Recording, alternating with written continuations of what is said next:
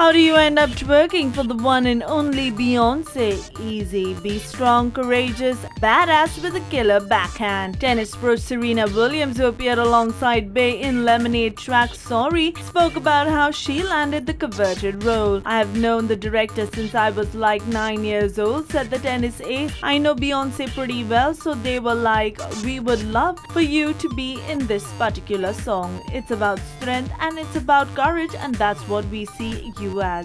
Williams' twerking appearance came on the song, which features Beyonce showing her man the stupidity of his cheating ways. It features the now infamous Becky with the good hair, the woman Jay-Z is supposed to have cheated with, according to many fans' interpretation of the lyrics. But for Williams, there was no such drama attached to her direction for the video. She told me that she just wants me to dance like just be really free and just dance like nobody's looking and go all out. So that wasn't in the beginning, but then it got easier, she said. Check this out and tell us what do you think about this, and don't forget to subscribe.